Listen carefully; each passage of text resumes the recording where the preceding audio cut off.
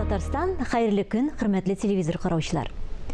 Аның тавышын очып китә торган кошка тиңлиләр. Ә тормышта ул кояш кебек иде дип искә алалар Татарстанның атказанган артисты Зиннур Нурмөхәммәтовны аның замандашлары. Әгәр дә исән булса, җырчы шушы көннәрдә 80 яшен тутырган булыр иде. Бүгенге тапшыруда сәхнәдәшләре, иҗатчы дуслары Зиннур Нурмөхәммәтов турындагы истәлекләре белән уртаклашырлар. Жизнь без песни, хлеб без соли. Жизнь без песни, что в неволе. Так мудро говорят в народе. Я хочу спеть о любви и счастье.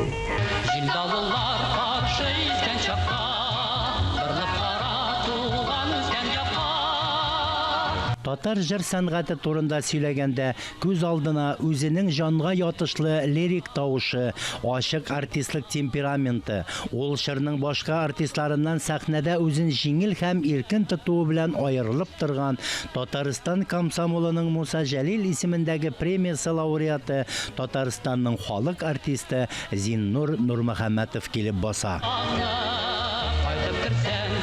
Ул татар җыр сәнгатенә, вокал сәнгатенә, эстрада сәнгатенә шул хәтле яңа бер күренеш булып килеп керде, яңа бер вакыйга булып килеп керде. Зиннур Нурмөхәммәтов бик күп җырларның беренче башкаручысы булды.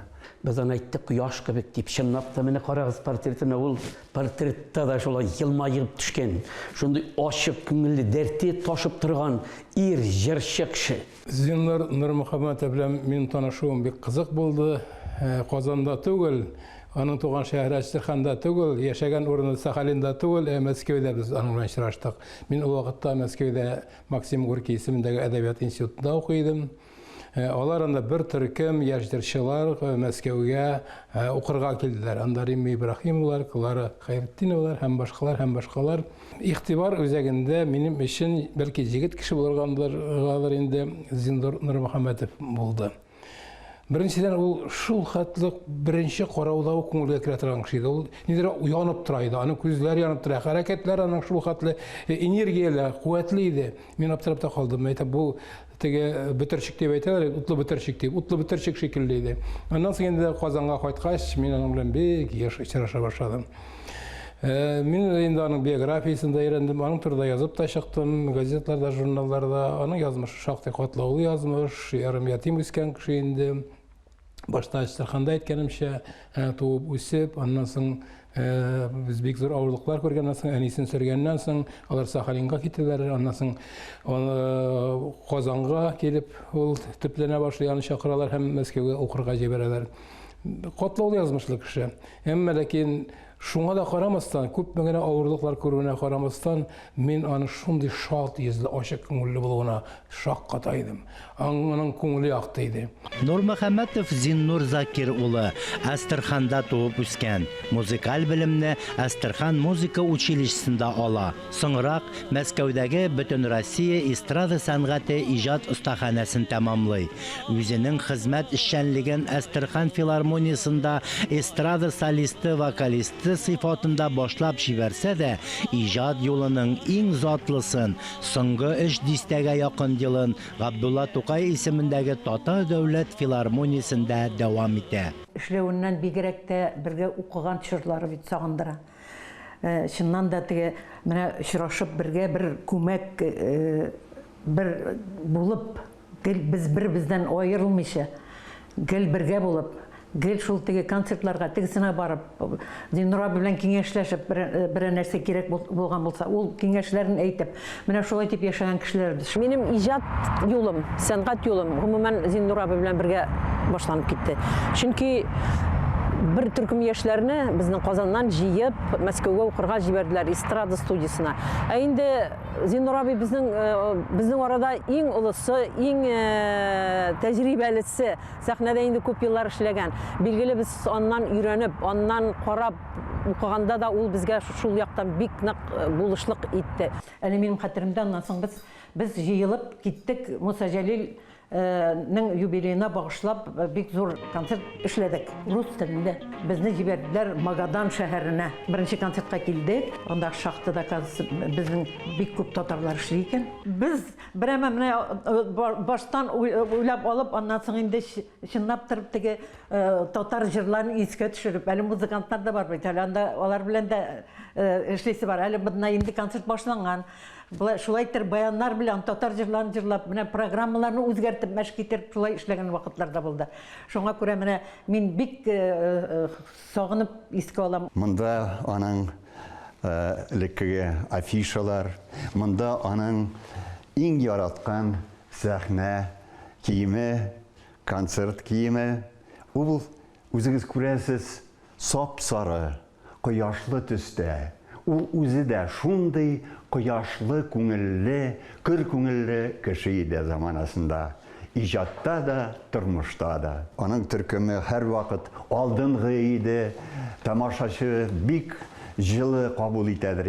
Аны бөтен Татарстанда гына түгел, бөтен Россия шәһәрләрендә, бөтен Советлар Союзы шәһәрләрендә аның татарча гына түгел, рус телендә дә программалары бар иде. Хәтта бик күп кенә татарлар тормаган республикаларда да концерт чыгышлары булды аның еш кына. Без аны якты истәлеген һәр вакыт күңелебездә тотабыз. Татьяна Романова турында да әйтәсе килә, бик җылы сүзләр. Ул Зиннурга инде бик күп ярдәм итте, үзенең иҗади юлында да, костюмнарын тиккәндә дә, ничек теге художество җитәкчесе буларак булды ахырысы инде дигәндә. Җырчы репертуарны сайлап алуга һәр вакыт таләпчән булды. Аның ватан, тынычлык турындагы җырлары тыңлаучыларның күңелендә җуелмас эз калдырды. Сара Садыкованың Бөркет турында балладысы, Рөстәм Яхинның Ак җилкәне, Мирсәет Яруллинның Берлегән, Фасил Әхмәтовның җиңүчегә, Рашид Абдуллинның Нигә әни, нигә картаясың дигән җырлары һәм татар композиторларының башка күп әсәрләре Зиннур Нурмөхәммәтов башкаруында татар җыр сәнгате хәзинәсенә керде. Җырчының репертуары Европа, рус, татар композиторлары әсәрләрен үз эченә ала. Ул татар вокаль музыкасын, шул исәптән Салих Сәйдәшев, Нәҗип Җиханов, Александр Ключеров, Рөстәм Яхин, Марс Макаров әсәрләрен пропагандалауга зур өлеш кертте. Герой шагыйрь Муса Җәлилгә багышланган музыкаль шигъри композицияне чын ихласлык белән башкарып, геройны данлады. Шул ук вакытта үзен сценарий язучы һәм режиссер буларак та танытты. Зур күләмле концерт программалары эшләп, тамашачы хозурына тәкъдим итте. Зиннур абый белән бик ныклап танышып, аралашып киткән чорым ул безнең бергә Зиннур абый уйлап чыгарган, ул тапкан 3 тенор концерты булды. Ул миңа Георгий Каралы җырлыйлар бит менә Паваротиларында 3 тенор бергә җыйналышып. Әйдә бездә татар җырчылары шулай оештырыйк концерт. Җырлап карыйк әле, әгәр дә эш барса, аннан соң кайдадыр булса концерт биребез дип без очраша башладык, репетицияләр үткәрә башладык. Чынлап та бу эш барып чыкты бит, ләкин башта мин шикләнеп калган идем. Мин бит инде эстрада җырчысы буларак беләм. Мин әйтәм, бу нәрсә әйтәсең? Мин әйтәм, ничек мин әйтәм, анда әйтәм, доллар, силәр, Зиннур абый әйтәм, ничек алырсың буларны? Репетицияләр башланды, мин шок каттым. Без неаполитан җырларын җырладык. Рус халык җырларында, татар композиторларының җырларын, халык җырларын, чит ил композиторларының әсәрләрен, менә ул афиша безнең. Монда хорлар да бар, скрипачлар ансамбле да бар. Без 3 тенор. Шулай итеп бу концерт безнең филармония залында искиткеч матур узды. Халык шок катты миңа.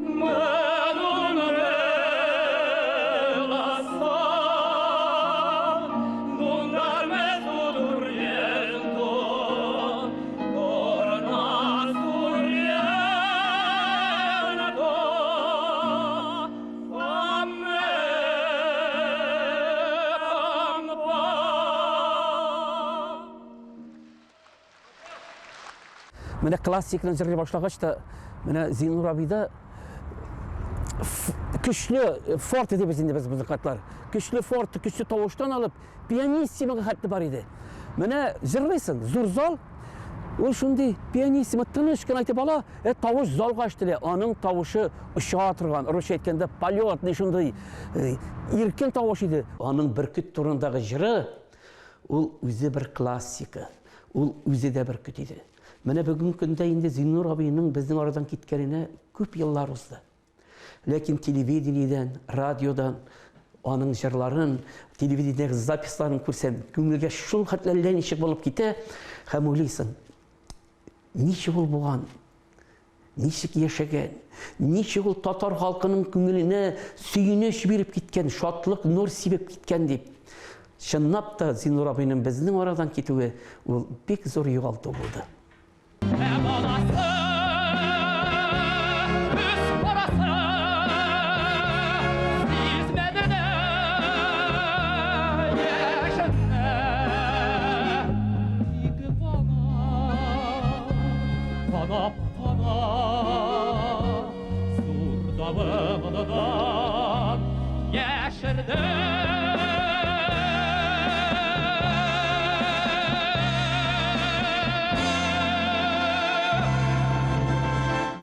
Елда Зиннур Мәскәүдә узган спорт уеннарына делегат буларак катнашты.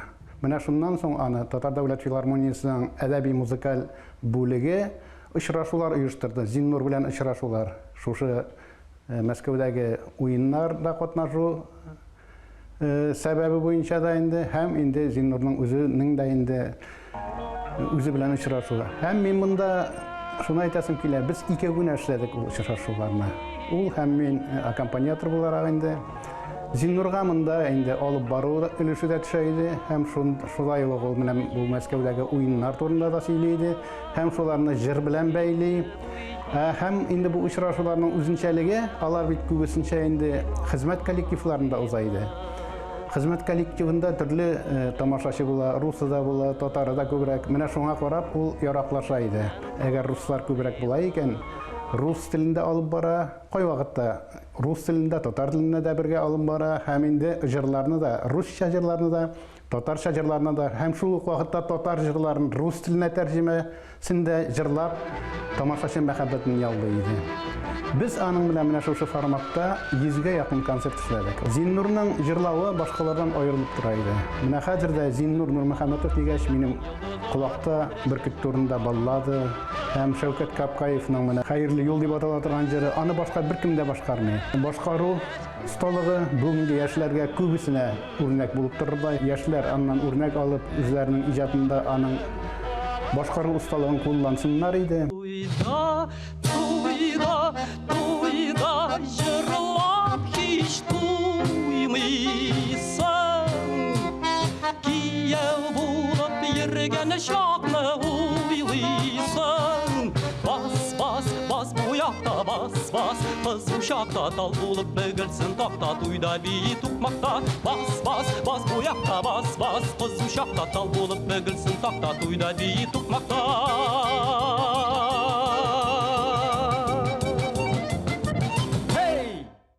Зиннур Нурмөхәммәтов гаиләсе белән дә бик бәхетле тормыш юлын үтә. Хатыны Татьяна ханым башка милләт кешесе булуына да карамастан, өйдә татар мөхите булдырып, җырчы артистка иҗат итәр өчен барлык мөмкинчелекне дә булдырып яши. Зиннур Закир улының гаиләсенә булган мәхәббәтен кызына язган хаты аша да аңлый алабыз. Әлеге хат зур ышаныч, шиксез мәхәббәт ярату белән сугарылган. Зиннур очень любил дочь. Просто она для него была чем-то, каким-то светом. Әйе, Зиннур кызын бик яратты. Ул аның өчен бөек бер нәрсә, алда, югарыда ялтырап торган нур кебек булган. Баштарак әлеге хатны укыгач күңелемә ниндидер начар уйлар килде. Сүзсез калдым. Ни өчен ул аны язды микән дип. Соңыннан инде күп еллар үткәннән соң аңладым. Ул бит аңа исән чакта әйтеп бетерә алмаган сүзләрен язып калдырган. Кызым минем, кадерлем, бу сүзлектә синең әтиеңнең дә исеме бар. Мин зур ышаныч белән әйтә алам. Бик күп еллар үткәннән соң да син минем белән горурланачаксың. Чөнки мин бөтен гомеремне, иҗатымны халкыма хезмәт итүгә багышладым. Халкым сәнгатенә хезмәт иттем, җырладым. Шушы юлда әзме күпме иземне калдырдым дип саныйм. Бәхетле бул, кадерлем Юлианочка. Мин сине барысыннан да артыграк яратам һәм ышанам, син дә үз тормышыңны матур итеп үтәрсең. 6 январь 2000 ел, Казан шәһәре. Это был безумно сложный период, конечно же. Миңа ул вакытта 14 яшьләр чамасы иде. Аның сәламәтлеге бик тиз арада какшады. Ләкин ул безгә хәленең шуның кадәр авыр икәнен бердә белдермәде. Түзем булды. Әни белән без шаккатайдык. Ничек шул хәлгә түзеп була икән дип. Ул бик ныктырды. Әлбәттә, аны югалту безгә бик авыр булды. И без него стало сразу пусто и тихо. Аның бөтен энергиясе, көче, дәрте бөтен өебезне тутырып торган икән. Ул киткәч, өебез бушап, тынып калды. Зиннур бик яшьли арабыздан китте. Китте дип әйтү бик үк дөрес түгел. Бүген аның җырлары яши. Ул татар җыр сәнгатенә, вокал сәнгатенә, эстрада сәнгатенә шул хәтле яңа бер күренеш булып килеп керде, яңа бер вакыйга булып килеп керде. Аның җырлары күңелгә дәрт уятты, өмет уятты. Без гелмуңларып кына утырмыйбыз әле, без шатланырга тиеш, сөенергә тиеш, безнең киләчәгебез булырга тиеш дип дигән шикелле аның җырларын тыңлагач яшисе килә башлый. Зиннур Нурмөхәммәтовка җырларны актив эзләү, эстрадада заман кешесенең күпкырлы образын тудыруга омтылыш хас булды. Шактый гына җырларның беренче башкаручысы булып та халык күңеленә кереп калды.